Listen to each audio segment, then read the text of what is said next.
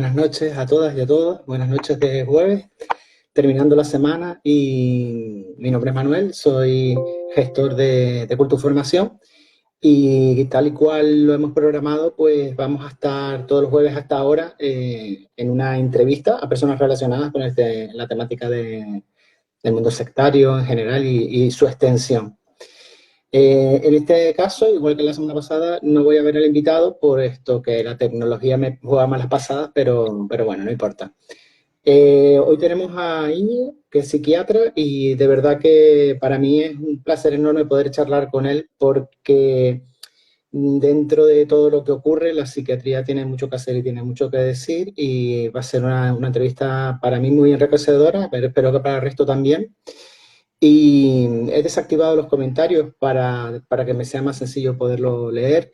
Al final de esta grabación se colgará y ahí podremos hablar si tienen alguna duda o algo. Ese vídeo va a quedar colgado ahí para siempre, ¿no?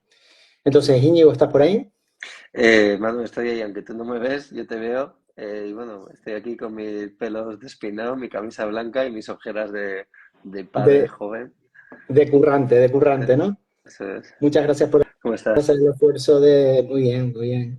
Aquí tenemos una hora menos, entonces estoy más fresquito. Gracias por el esfuerzo de conectarte a estas horas, igual que a la gente que se está conectando a estas horas de la noche. Lo he hecho un poco así adrede para un formato late night, ¿sabes?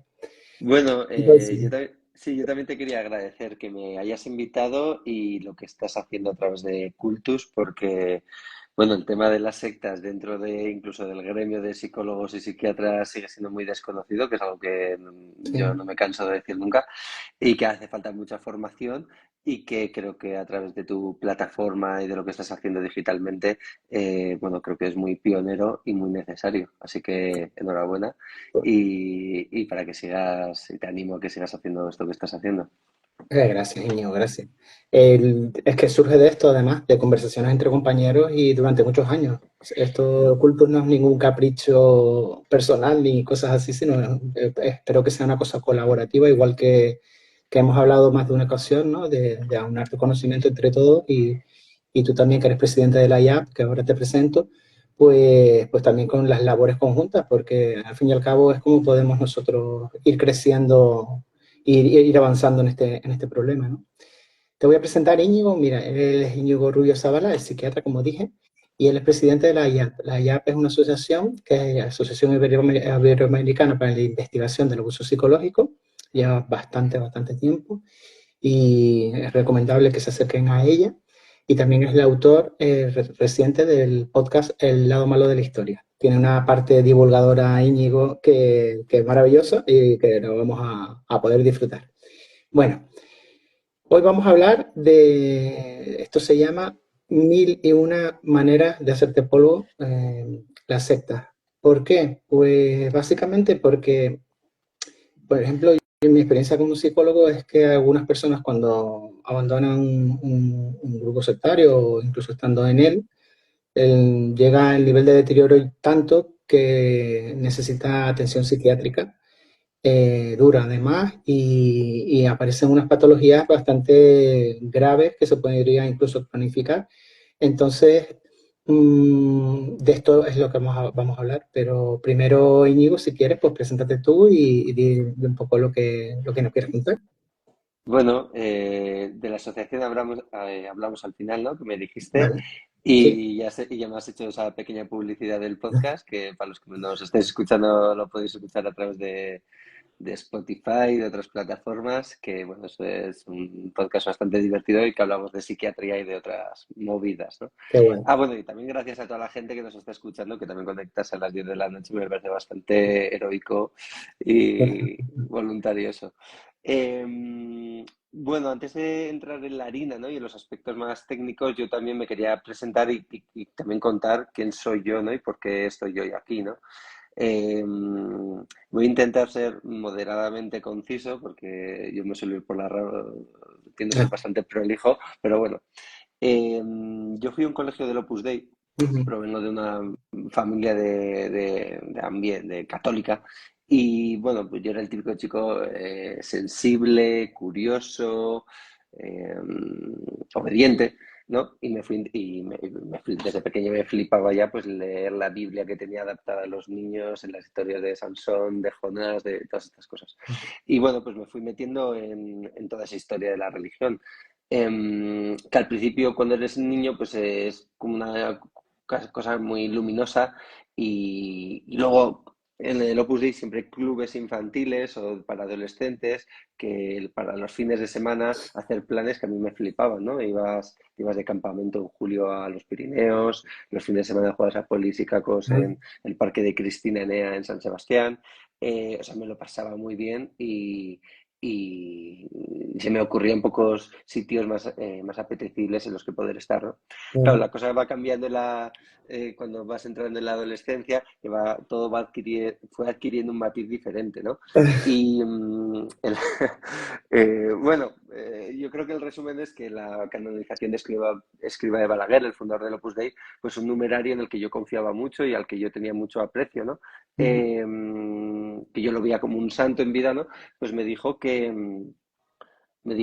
con palabras textuales, ¿no? Que él había hablado con Dios, Dios le había hablado a él mientras él rezaba y que Dios quería de mí, pues que yo fuera numerario, ¿no? Que para la gente que no lo sepa, esto es la rama dura del Opus Dei, ¿no? La gente que no se casa y viven dentro de centros del Opus Dei con otras personas del Opus Dei y que exige Ujú, una dedicación y una entrega total, ¿no? ujú. Y claro, esta frase a mí me cambió la vida, pues me trastocó bastante, me trastocó mentalmente durante mucho tiempo y esta frase me acompañó mucho tiempo, ¿no? Porque aunque me ¿A qué intenté edad? olvidar de ella, ¿eh?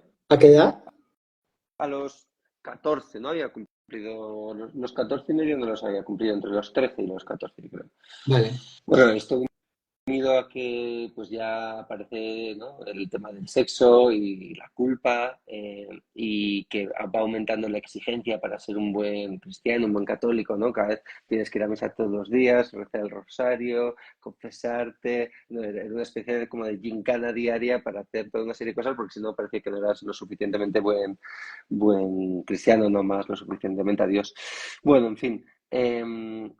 Claro, esto me creó una violencia interna y un conflicto interno durante toda mi adolescencia porque yo nunca, no llegué a entrar en el Opus Dei, siempre tuve como un pie dentro y un pie fuera. Tenía como mi mundo que giraba en torno al colegio y los clubes y todas estas Vale. cosas del Opus Dei y luego tenía otro pie que estaba en el mundo de la natación, que yo practicaba natación con mis amigos de mi ciudad, de Irún, que no tenían nada que ver con ese ambiente y entonces siempre iba como pendulando de un lado a otro, ¿no? Y eso en buena medida me salvó pero también creaba como una disociación mental tremenda porque vivía como entre dos realidades eh, que no se tocaban, que no se entendían entre sí Ujú. y que para mí iban resultando que más conflictivas de poder ir saltando de una a otra, ¿no? Bueno, al final me estoy alargando más de lo que No, preveía, no, pero no, no. bueno. Íñigo, de hecho, yo no conocía esta historia, así que, por favor, por favor. Bueno, creo que tiene sentido también contarla para luego también poder contar porque como psiquiatra me he interesado por estos temas, ¿no? Sí, claro. Bueno, pues en la adolescencia, bueno, al final conseguí, pues no perder el pie que tenía fuera del Opus Dei y siempre mantener un pie fuera, pero vivía con mucha culpa interna, ¿no? Esa llamada, esa supuesta llamada divina que yo no estaba cumpliendo, ¿no? Ujú. Claro, porque para mí entonces Dios era una cosa absolutamente real y que pudiera hablar con mi director espiritual también era algo absolutamente verosímil e incuestionable. Bueno, yo llego a la universidad, también a la Universidad de Navarra, del Opus Dei, estoy 2 años en el Colegio Mayor, sigo un poco la misma dinámica, eh, y cuando yo me iba a ir del Colegio Mayor para ir el tercer año de carrera a vivir a un piso con unos colegas míos que eran músicos, que eran muy bohemios, muy hippies y con los que me apetecía mucho vivir, bueno, pues la gente del Colegio Mayor del Opus, viendo que, digamos, que se les escapaba la oportunidad y que yo me iba un poco de sus redes y que eran un órdago, ¿no? Entonces se compincharon un poco, luego me di cuenta, para que todos a la vez, el cura, el director, el tutor, Wow. todos ahí, pues empezaron a presionarme porque yo no era del Opus Dei, ¿no? Uf. Y, mm, y entonces me hicieron el órdago y yo quise el órdago, ¿no? Dije, veo el órdago, ¿no? Y entonces dije que sí. Y pensé que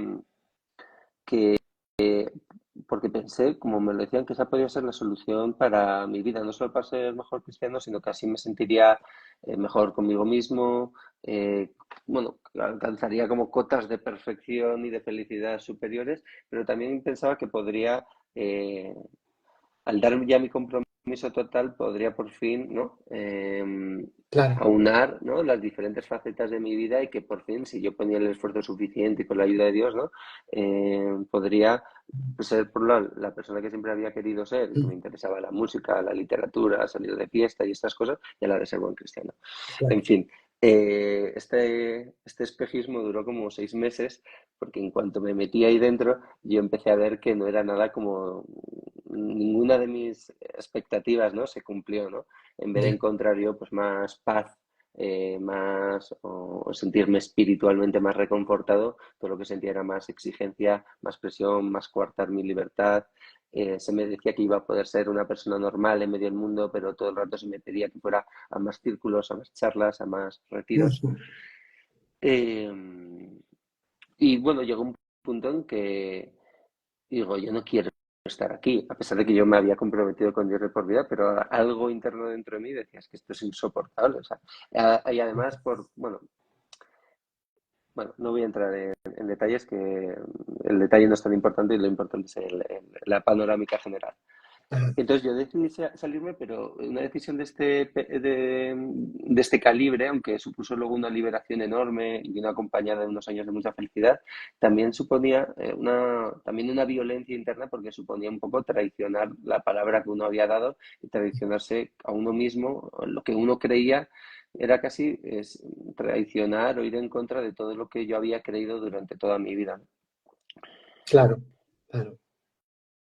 Bueno, como te digo, aunque esto a la vez que me sentía muy feliz y muy liberado en los años siguientes, también a la vez yo sentía que estaba demoliendo, ¿no?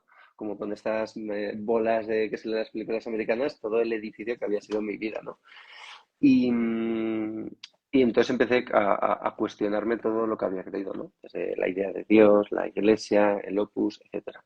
Ujú. Eh, y bueno, luego acabo la carrera y decido hacer psiquiatría.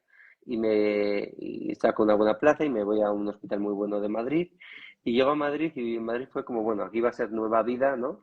Y que ya venía viviendo ya, pero en Madrid definitivamente se estrena una nueva época de mi vida en la que no tiene nada que ver con el pasado, ¿no? Dejo atrás los años en la universidad y del colegio y tal. Y yo pensaba que, bueno, que simplemente cerrando ese capítulo, es que ese capítulo de mi vida ya estaba cerrado y que yo ya era una persona normal, por decirlo así, Sí. y que podía continuar con mi vida tan tranquilo. Y no es que estuviera yo deprimido ni ansioso, me sentía contento y satisfecho con mi vida y muy ilusionado por estar en Madrid y toda la gente que conocí. Pero a medida que iba hablando yo tampoco es que haya vivido una burbuja, porque como te digo, yo siempre he tenido amigos de muy diferente pelaje, ¿no? Y de Ujú. natación, del mundo de la música y de otras cosas. Pero cuando llegué a Ujú. Madrid sí que me di cuenta que, aunque yo me sentía normal, igual que el resto de los residentes de psiquiatría y de psicología con los que estudiaba en el hospital, eh, yo me daba cuenta que si compartía experiencias profundas de lo que había sido mi vida, nadie me entendía de qué coño estaba Ya. hablando. Joder. Eh, entonces era muy raro, ¿no? Era decir, Ujú. en el fondo mi vida no ha sido tan normal, ¿no? Tampoco es que haya sido una, no, quiero decir, no he sufrido abusos sexuales, Ujú. no me han dado palizas, no ha habido así nada muy grueso, muy visible, muy vistoso, eh, que me haya hecho daño, ¿no? Físicamente o Ujú. psicológicamente. Pero sí que he vivido una realidad bastante diferente a la del resto de la gente y de forma sutil, pero continuada, ¿no? He ido sufriendo una especie como de coerción y de exigencia y de abuso psicológico espiritual incluso, ¿no? Claro. Y esto me costó tiempo darme cuenta. Y una vez que me fui dando cuenta también, creo que ha sido la labor de 10 años ir, ¿no? Reconstruyéndome poco a poco, 10 años. ir Ujú. y Ujú. eso. Porque algo que pasa, y aquí ya hablamos más en harina, ¿no? Es que, claro, cuando uno sale de un, tampoco diría, porque se perdería muchos matices que lo pudiese una secta exactamente, pero sí que tiene muchos comportamientos sectarios y tiene mucho de sectario. Y Ujú. cuando uno sale de un contexto sectario, ¿no? mm, es muy difícil dar sentido a todo lo que uno ha vivido. Primero, porque uno suele estar muy solo. Segundo, porque mucha gente en su entorno no le comprende. Tercero, porque uno mismo no quiere muchas veces pensar en lo que ha vivido. Eh, y muchas veces se prefiere seguir para adelante, ¿no? Y ya está, ¿no? Y se podría seguir por ahí, ¿no? En mi caso, yo lo que hice fue, me puse a escribir un libro que me llevó 8 años y que es demasiado largo. Y mi mujer, que es psicóloga, me decía, joder, 8 años de autoterapia, ¿no? Que te ha costado Sí. reordenar tu mente, ¿no? Menudo parto tan largo.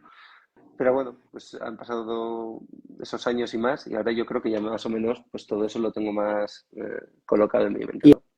el libro tenía que ver con tu historia o era un libro totalmente diferente? No, no, tiene que ver todo con el Opus Dei, con mis vivencias en torno al Opus Dei y luego con la vida del fundador, con Escriba de Balaguer, con la vida de Escriba de Balaguer, ¿no?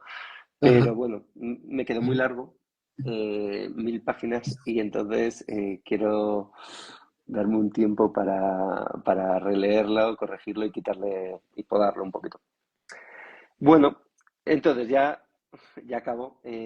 Pues todo esto hizo que pues, yo como psiquiatra me interesara por una faceta que la psiquiatría y la psicología creo que no estaba atendiendo y que nos interesaba y que a mí me parecía fascinante, ¿no? Que era el mundo de lo religioso en su sentido bueno, pero también en el sentido más perverso, ¿no? Y donde la espiritualidad, las religiones, y no solo las religiones, ¿no? Sino otros movimientos políticos o terapéuticos, ¿no?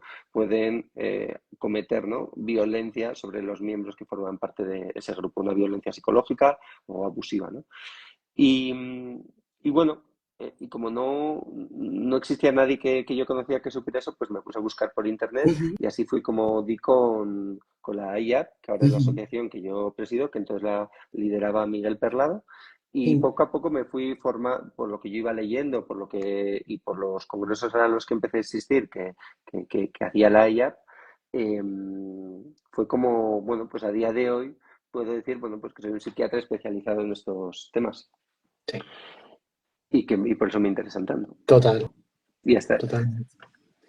No, mira, no te veo, pero no importa, Íñigo. Yo espero que te esté dando el feedback adecuado y también hay gente, bastante gente mirando ahora mismo el directo que va fluctuando un poco.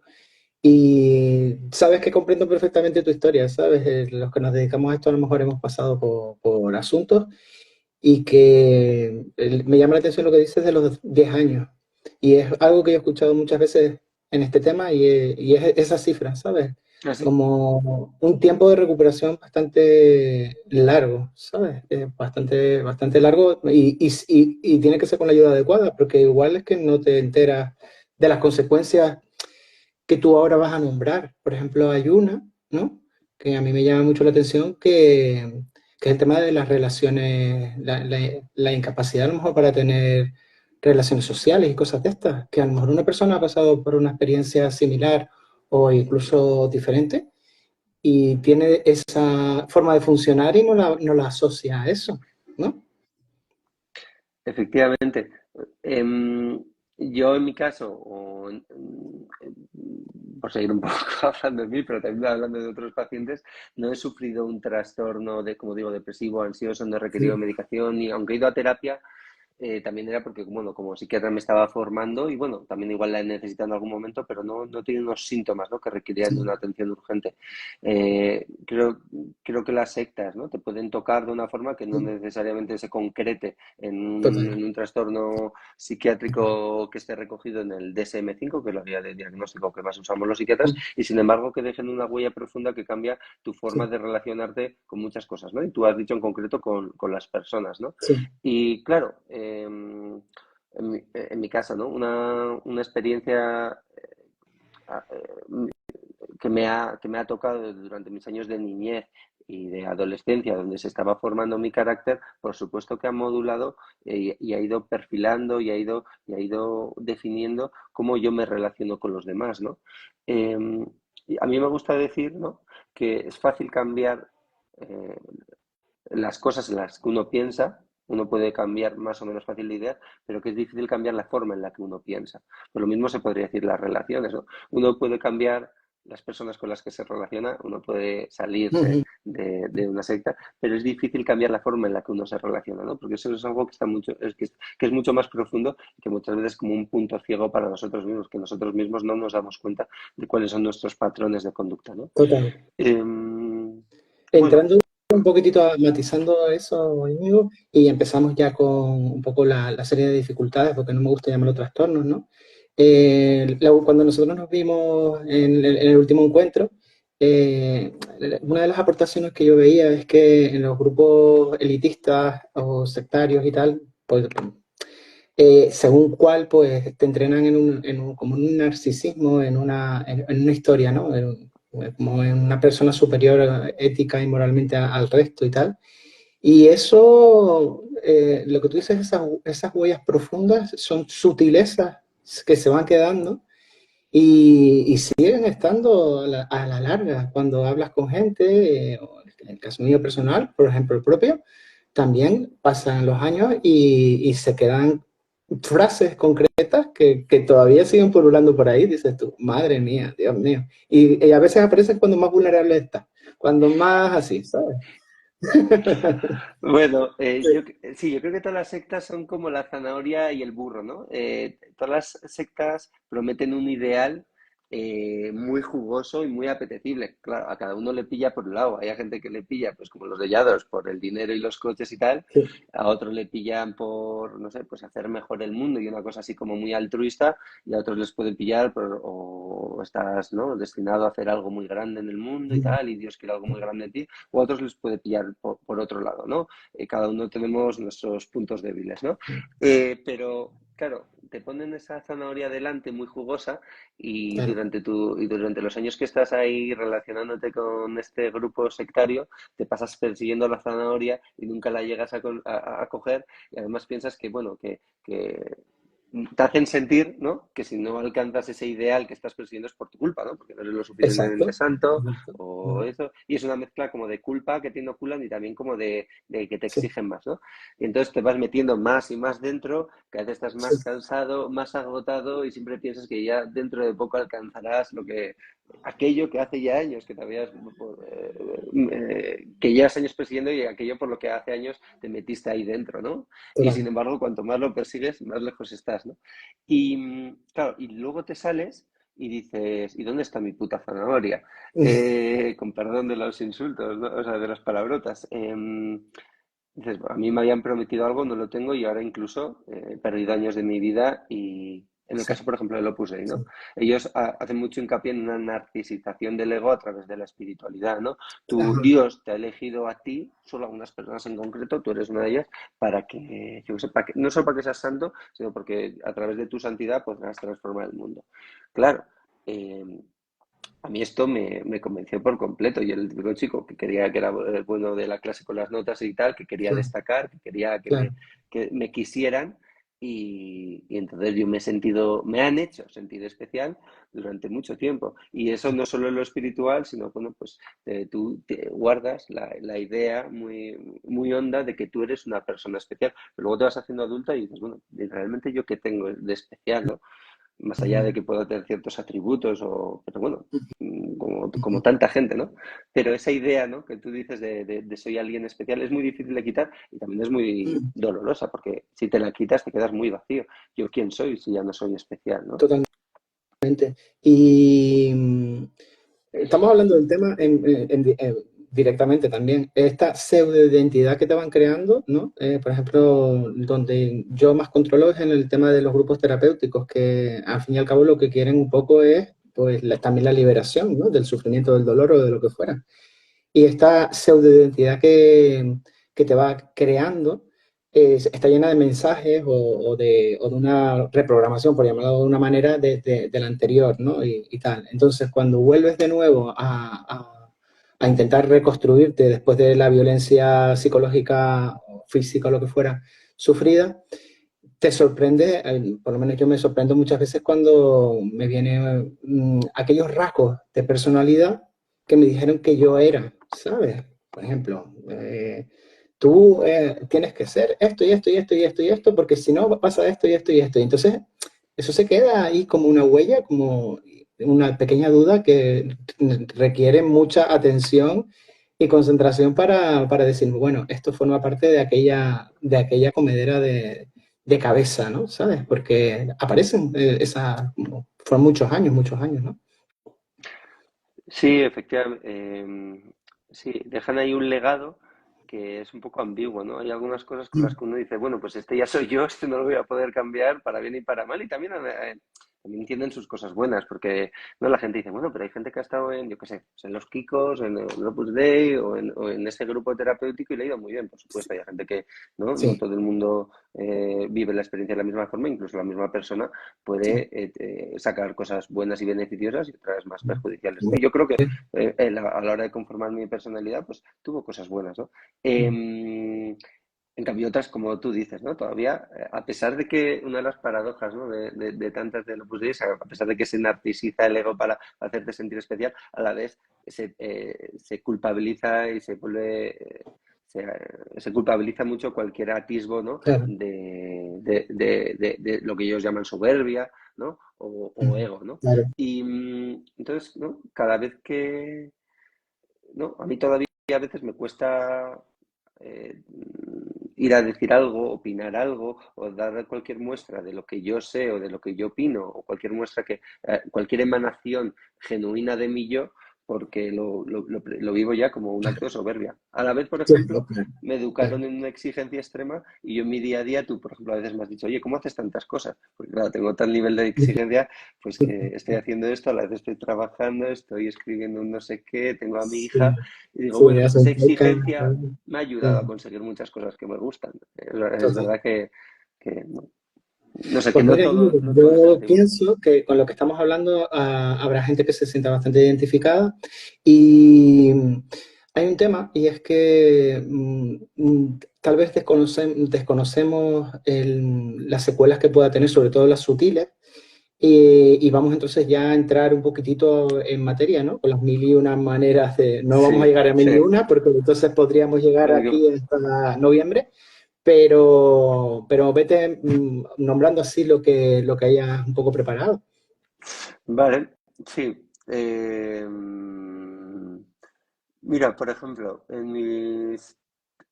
vamos a hablar un poco de situaciones trastornos psiquiátricos que se ven como consecuencia directa a veces de las sectas, ¿no? Oh, Y bueno, empiezo hablando de ellas como me las has apuntado y tú me vas deteniendo a la medida que quieras, ¿no?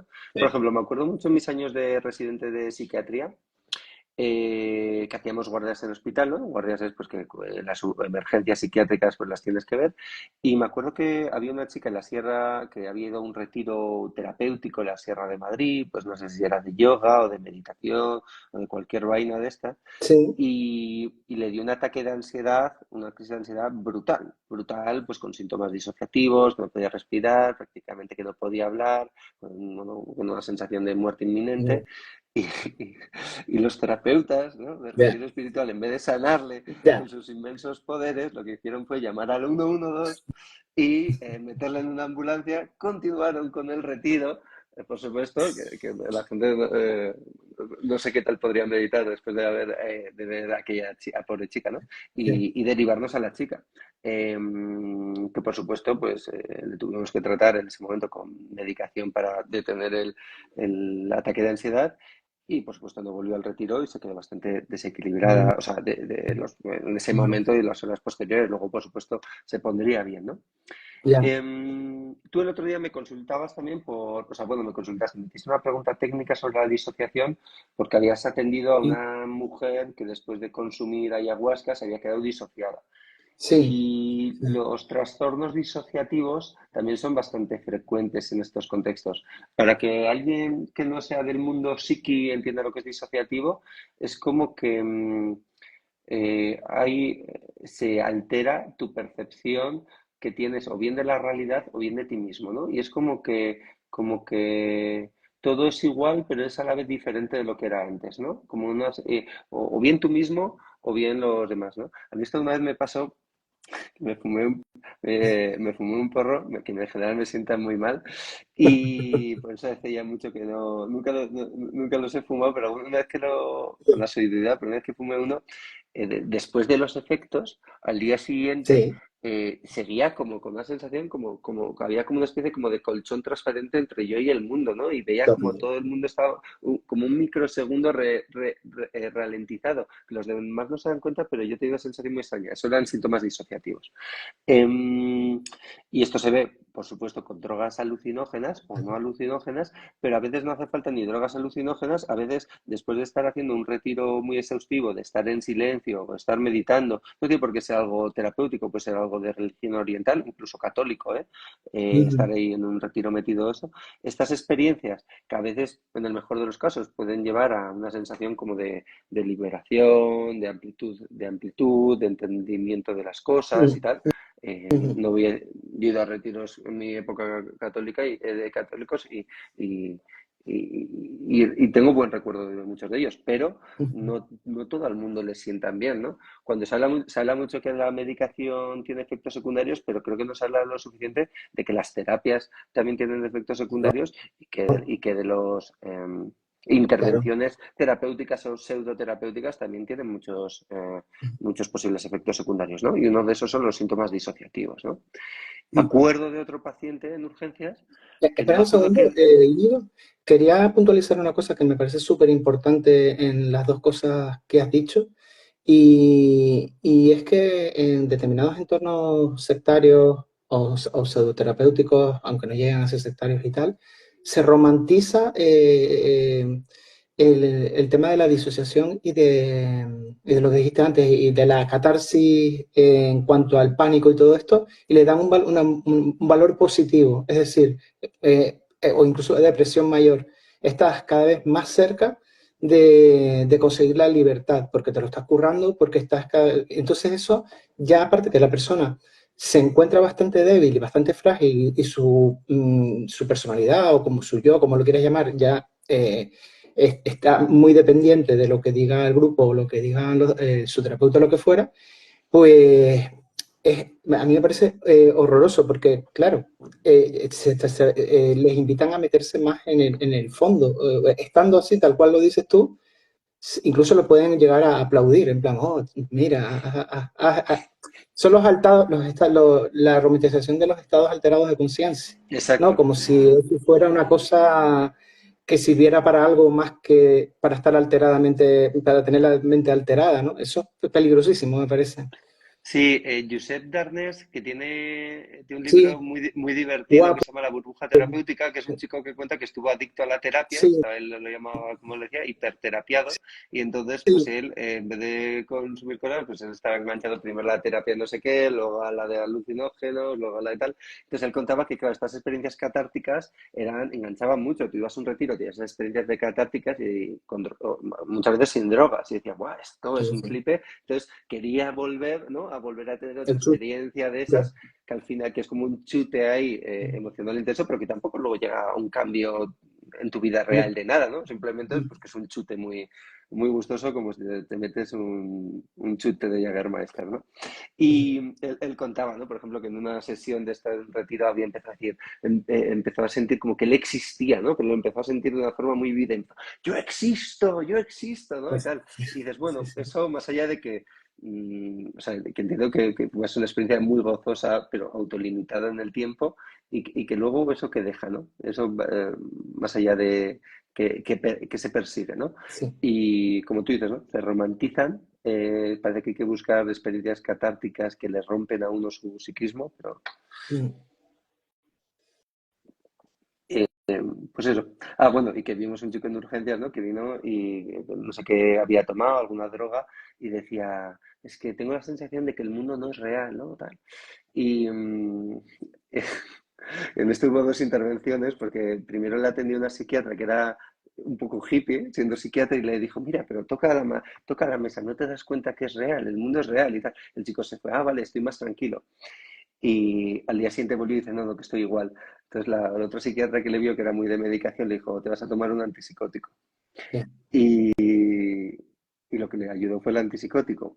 Con esto no, yo no soy un psiquiatra de estos de un abanderado de la medicación, pero bueno, Ujú. que creo que este es un caso paradigmático, ¿no? Donde a veces se demoniza una cosa y se idealiza, no se santifican otras y bueno, en fin. Ujú. Más cosas, ¿te cuento más o...? Sí, sí, sí, por supuesto. Para eso estamos Y aquí, a estas a horas. veces, a veces a mí, yo cuando empecé a estudiar este tema de las sectas, ¿no? Joder, me costaba creer, ¿no? Que debido a este tipo de experiencias uno pudiera llegar a sufrir un episodio maníaco o un episodio psicótico, porque digamos que, bueno, los que son del mundo sí que ya saben lo que son, pero para los que no, pues son trastornos mentales bastante graves, con una alteración mental muy profunda que suelen durar días, semanas bueno, y que puede ser de las cuales puede ser difícil recuperarse, ¿no? A veces con medicación y que dejan unas secuelas chungas. Ujú. Y, joder, yo vi a una persona que tuvo un episodio maníaco por meditar, pura, Pues meditar. por meditar. Es verdad que se había metido muy, empezó, parecía que llevaba años deprimido, se puso a meditar y empezó a sentir como que la meditación le hacía sentirse mucho mejor, y se empezó a meter muy fuerte con la medicación, bueno, muy fuerte, simplemente a practicarla todos los días, 1 hora, 2 horas, Ujú. y, pero hasta que de repente tuvo un episodio maníaco que es, para el que no lo sabe, pues es como lo contrario de una depresión, de una persona que está absolutamente eufórica, pero pierde el control de sí mismo y puede llegar a poner en peligro su vida, ¿no? Y bueno, tuvo que ser un ingresado en una planta de psiquiatría y yo le vi al alta, que vinieron consultando conmigo. Y bueno, yo le dije, pues igual para ti no está indicado la meditación, ¿no? Ujú. Que parece, ¿no? Pues que es eso, como una cosa inocua y sin ningún tipo de riesgo, ¿no?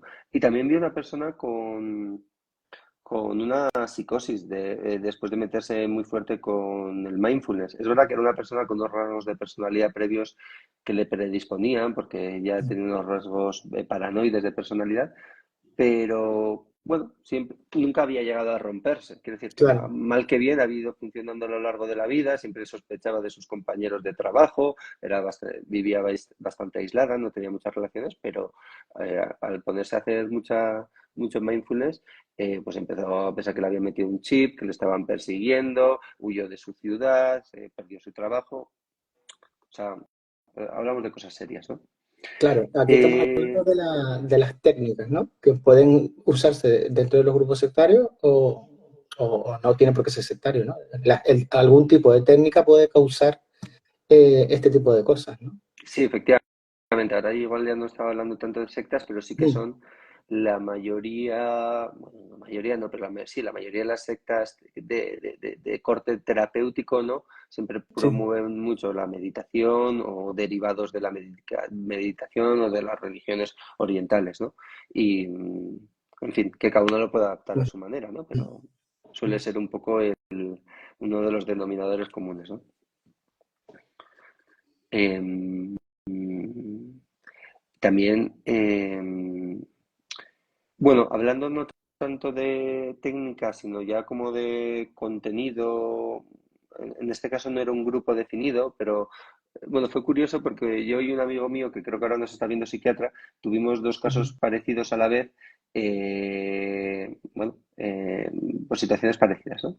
Y eran dos personas que habían tenido, no era un brote psicótico al uso, como vemos los psiquiatras de alguien que debuta con esquizofrenia, pero sí personas que en un momento dado empezaron a perder un poco el contacto con la realidad y tener ideas que se alejaban, ¿no?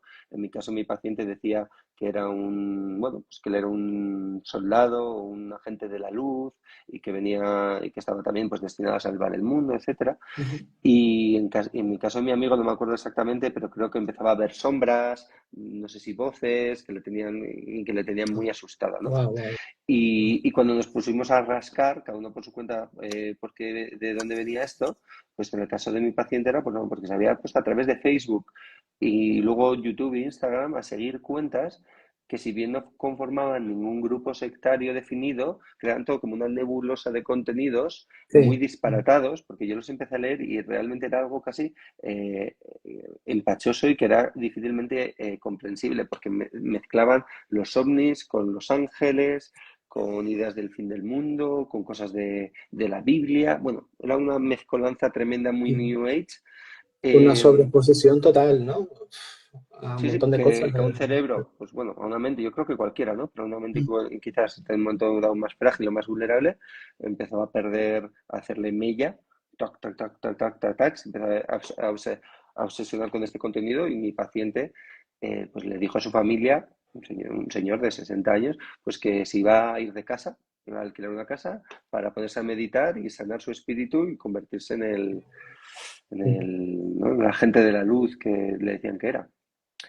Es que ahora, y tú igual ya lo conocías, yo no lo conocía bien, me empecé a meter un poco a estudiar este mundo y estas teorías de las llamas sagradas, de las Sí, canalizaciones de los ángeles, y sí, son unas sí, cosas que me parecieron bizarrísimas, pero seguí un par de cuentas en Instagram, ¿no? sí, De gente que en directo quiere hacer meditación y dice que está conectando con los ángeles, que los ángeles hablan a través de él, que para cualquiera que no se lo crea es ridículo y da risa, pero si ya, conoces, ya has visto los efectos perjudiciales que produce la gente y dices, joder, esta gente, eh, aparte de que es sinvergüenza, ¿no? Qué forma de destruir, ¿no? De tener un total. efecto tan nocivo Sí, sí, sobre la mente sí, de la sí. gente. Sí, sí, sin ningún tipo de responsabilidad después tampoco, ¿sabes? Lo largan ahí, largan el contenido y tampoco luego van a asumir ningún tipo de responsabilidad sobre eso, ¿no?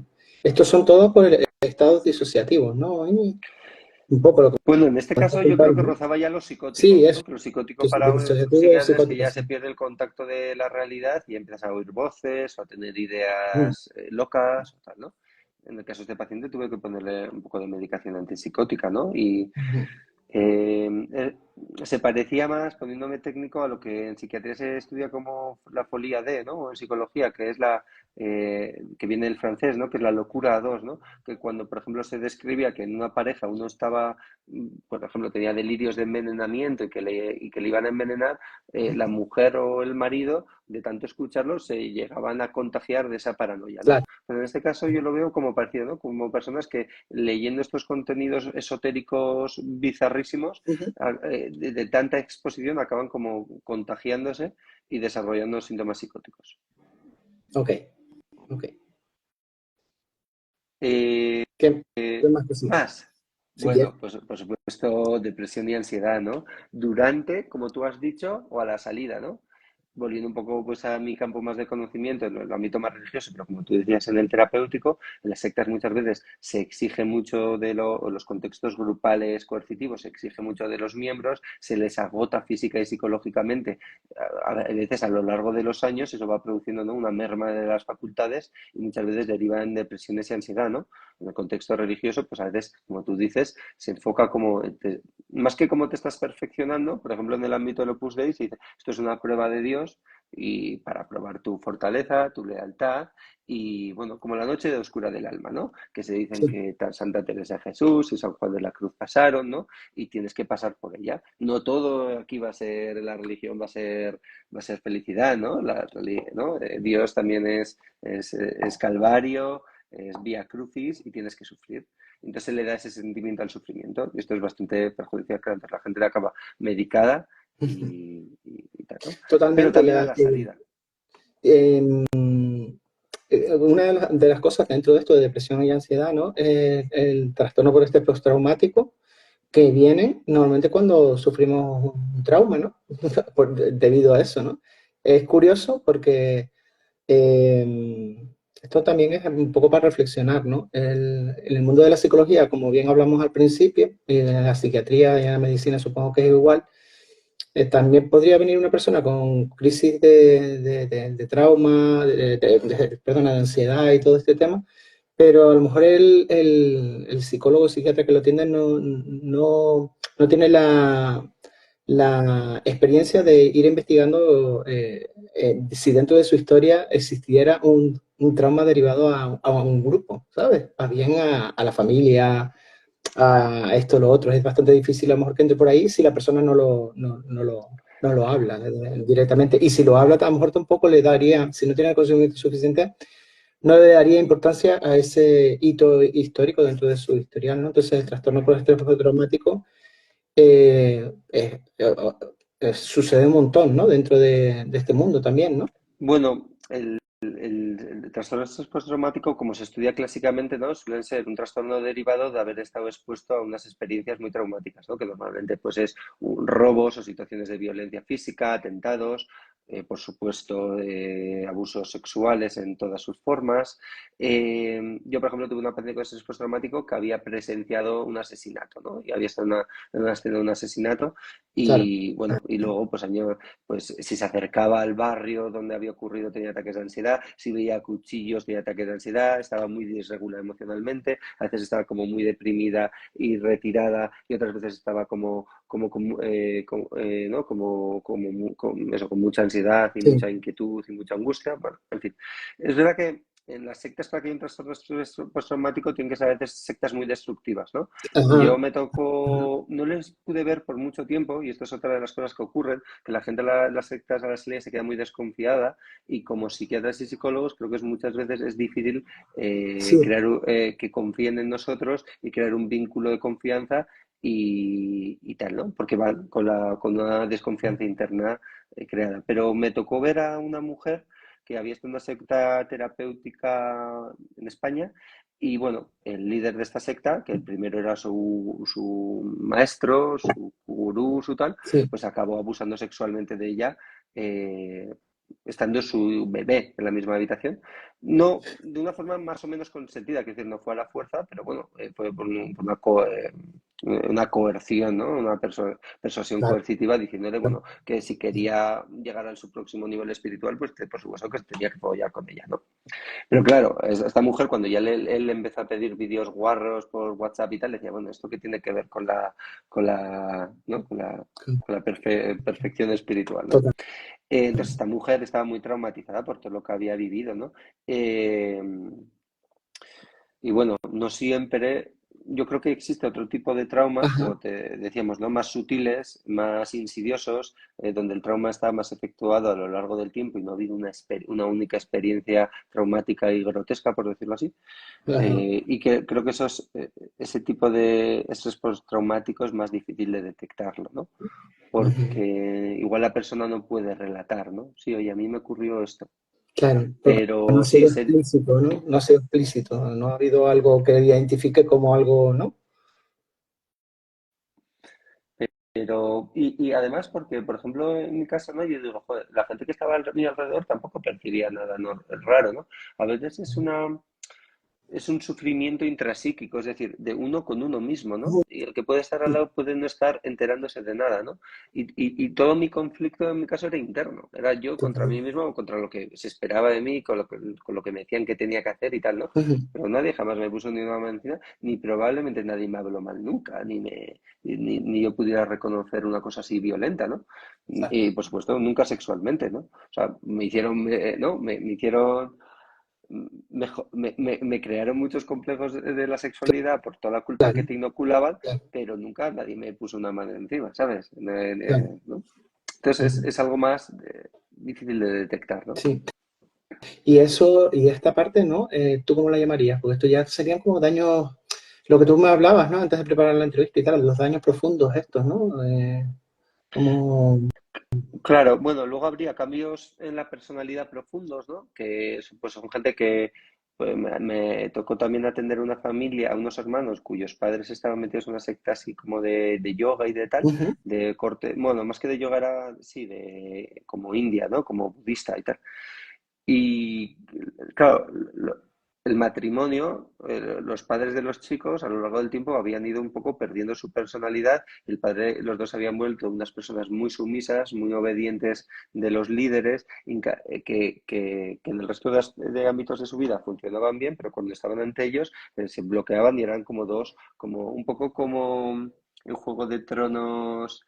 Meñique, no, ¿cómo se llama? El bastardo este Boltón que le hace, que le somete completamente ya no me acuerdo de los nombres, a este hombre que le va cortando los dedos y tal, ¿no? Entonces es un sometimiento que va haciendo que pierdas libertad interior, que pierdas tu personalidad, como tú decías antes, que pierdas tu espontaneidad, que pierdas tu capacidad crítica y que te vuelvas una persona pues mucho más indefensa, ¿no? Entre otros muchos patrones, ¿no? de personalidad que se pueden alterar, ¿no?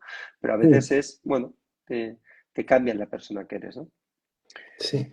Mira, hay una cosa que quisiera resaltar también, porque a mí me ha llamado, es una cosa que es bastante frecuente y me gustaría dejarla aquí grabada, ¿sabes?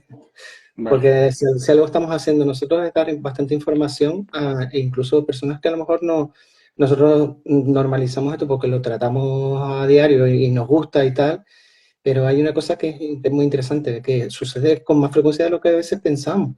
Una mujer que ha sido abusada, víctima de violencia de género en su infancia, en su adultez o lo que fuera, acude a una terapia para que le ayuden en eso y acaba siendo abusada sexualmente por su terapeuta también, ¿no?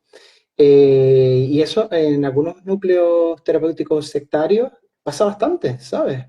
Y es una cosa muy desagradable, la retraumatización o como se quiera llamar, de algunas personas, ¿sabes? O la sobreexposición. Me acuerdo, por ejemplo, un caso que yo también vi, que la persona tenía fobia social, ¿no? Y nosotros, los psicólogos y los psiquiatras, más los psicólogos a lo mejor, lo que estamos viendo es la manera de sensibilizar esa fobia social, ¿no? Si no es adecuada, pasó en este caso, el estar en exposición constante con los compañeros, exponiendo tu vida íntima, exponiendo todo tu interior, etcétera, etcétera, podría reforzar tanto a la larga esa sensación de vulnerabilidad, aunque en un primer momento parece que te refuerzas y tal, o que la persona se pone así como fuerte, pero al no tener herramientas claras y al no ser un protocolo, esa sobreexposición a la gente podría llevar a la larga a una persona bastante más ansiosa e incluso deprimida, ¿sabes? Por haber tenido una experiencia grupal inadecuada, sea sectaria o no, ¿sabes? Entonces es como lleno de matices el tema, ¿no? En este sentido, como muy individual incluso. Claro, yo una conocida mía que estuvo en el Opus Dei como numeraria agregada, era una chica ella me contaba que en la adolescencia pues apenas había tenido amigos y era una chica que le gustaba mucho relacionarse. En el Opus Dei encontré como una segunda familia que la acogían, pero cuando fue aumentando la exigencia, cada vez fue viviendo situaciones más violentas para ella, ¿no? Y una vez, con 19 años, le dijeron, bueno, tienes que llamar a 100 o 50 personas de tu pueblo, ella que apenas se atrevía a hablar con nadie, por teléfono, e Uf, invitarles a un retiro del no sé qué, ¿no? uf, Y ella, años después de todas las cosas que vivió, eso lo he recordado con una experiencia especialmente traumática, ¿no? normal. ¿Eso es un trauma? Bueno, pues sí, se puede considerar quizás un trauma, ¿no? Bueno, Nadie le puso una mano encima, nadie le, ¿no? bueno, sea Pero trauma les no, es una pusieron a una experiencia situación muy agresiva, ¿no? violenta. Exacto, una acción violenta hacia la persona.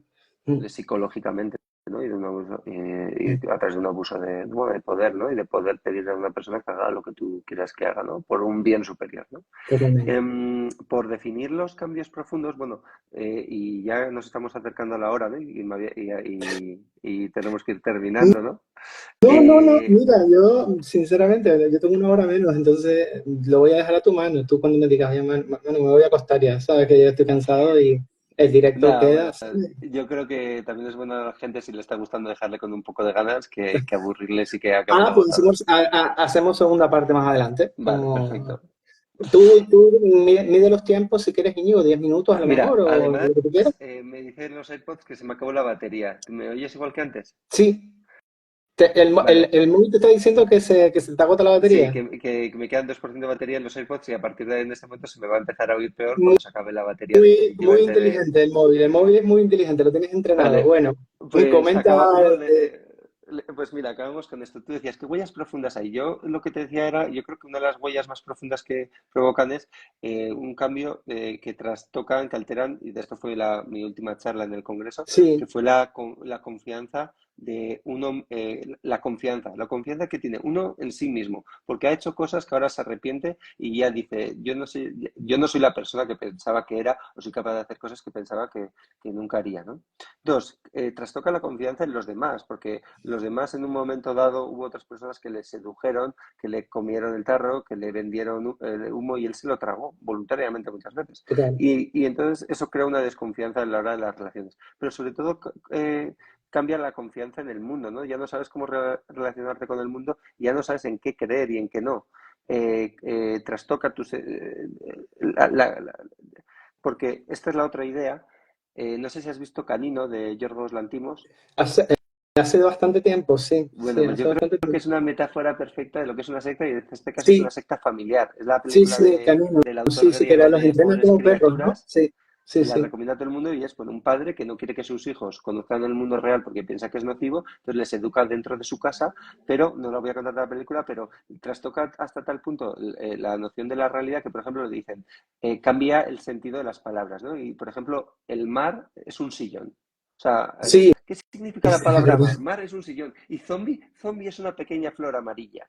Pues creo que una secta en el fondo es eso. Sí, Una secta es como una realidad dentro de la realidad, donde todo adquiere un nuevo significado. Igual no te dicen que zombie es una flor amarilla, pero las palabras adquieren un nuevo significado. Las muy, relaciones muy entre buena las eso. personas tienen unas nuevas Muy reglas. Los sentimientos buena. cambian y nos asustan las cosas que antes no nos asustaban y en cambio hay otras que se tienen que dar por normales cuando no lo son. Es como una burbuja, ¿no? Que se vive y como si que aspira a ser más perfecta que la realidad y a transformar la realidad, pero que muchas veces acaba resultando más patológica, ¿no? Y, y es como un cambio de la lógica del mundo, ¿no? Y entonces salir de esa lógica y entrar en una lógica nueva o pensar que todo lo que era lógico ya no lo es y cambiar y construir unas nuevas lógicas, creo que eso es, creo que no es nada fácil y mucho menos solo. Em, y para terminar, que teníamos que hablar de la asociación un segundito, ¿no? Hacer Ah, un... sí, por favor, Íñigo, sí, sí, sí. Claro. Bueno, no sé si querías decir algo de esto, No, pero... no, no. a- Agota la batería y a lo mejor yo me quedo un poquitito cuando te desconectes, me quedo yo un poquitito y termino, ¿vale? ¿Te parece? Bueno, no, sí, yo no tengo prisa, simplemente porque se me deje No, de por oír, a pero mí lo que bueno. me tiene agobiado es la batería. A ver si se te va a acabar de repente y no nos podemos despedir. Habla de la asociación, por favor, por lo menos. Vale. A ver sí. Bueno, pues como, como no hay una formación específica ni organismos oficiales Sí. en los que esté contemplado, ¿no?, la atención a los problemas sectarios, pues en España están surgiendo, ¿no?, algunas asociaciones o no asociaciones, sino iniciativas como la tuya, que es un poco pues para dar cabida, formación, espacio también a las víctimas, a gente que se ha salido de sectas, ¿no? Y una de ellas es la asociación que yo presido, que es la Asociación Iberoamericana para la Investigación del Abuso Psicológico, Ujú. que bueno, está un poco más orientada que otras igual a profesionales, ¿no?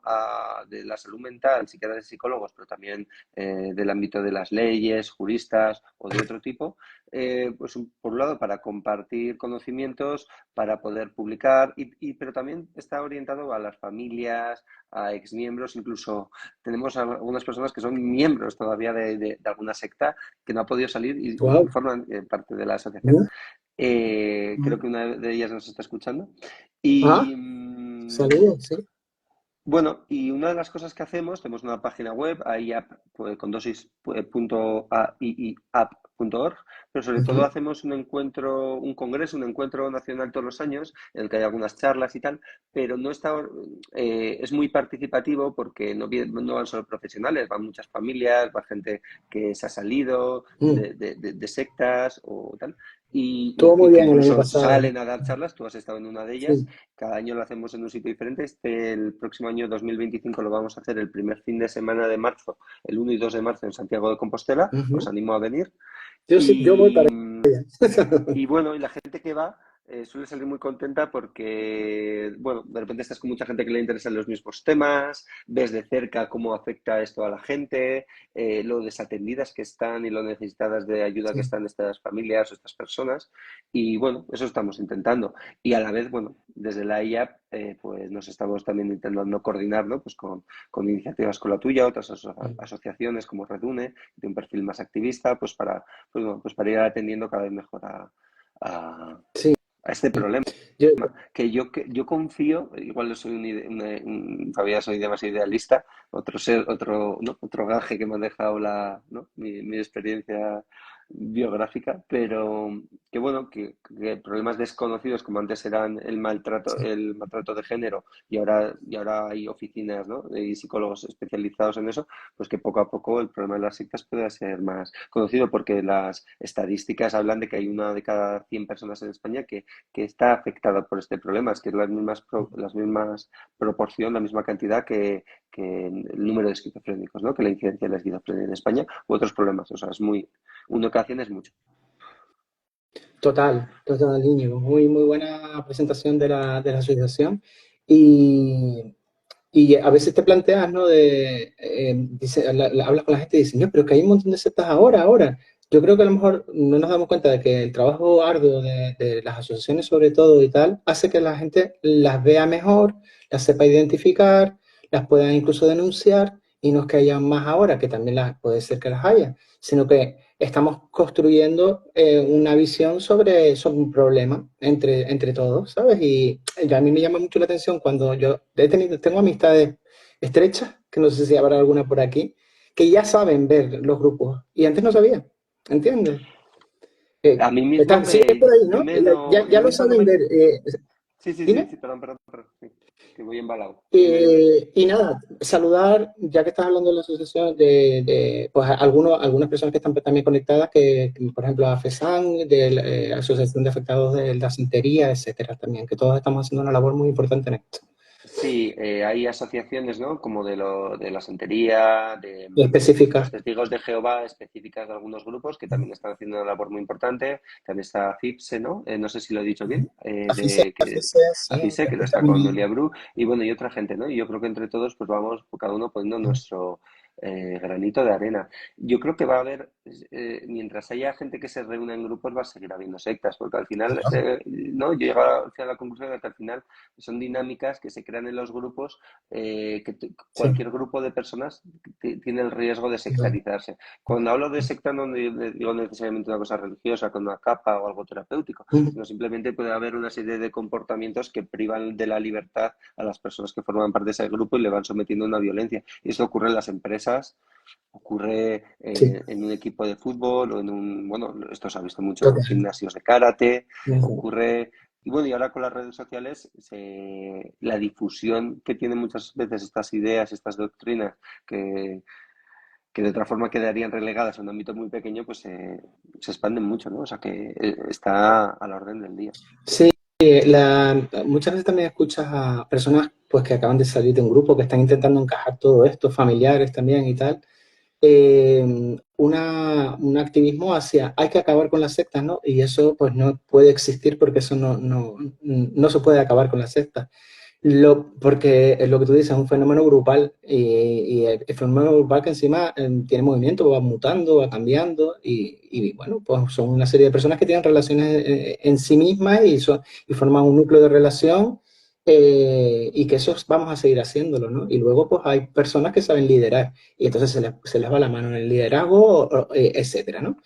Entonces, lo guay, yo creo, es saber identificar, y que cada vez estemos más atentos, y esa es un poco la razón de todo esto, ¿no? Íñigo, si quieres añadir algo más, sabes lo que podemos hacer, porque de verdad que esto ha sido maravilloso y nos quedaríamos Aunque no aquí me has hablando visto ni todo. un segundo, estás No te he delante visto, de. tío, pero Recordemos a todo el mundo que todo el mundo nos está viendo menos tú, que no estás viendo yo no nada. veo nada, y ya es la segunda, entonces voy a intentar buscar en internet qué es lo que me está pasando para yo poder ver a los entrevistados, porque me llevo mirando a mí mismo como si fuera una secta todo el rato. Ahora mismo soy mi propio líder mesiánico, yo a mí mismo, ¿sabes?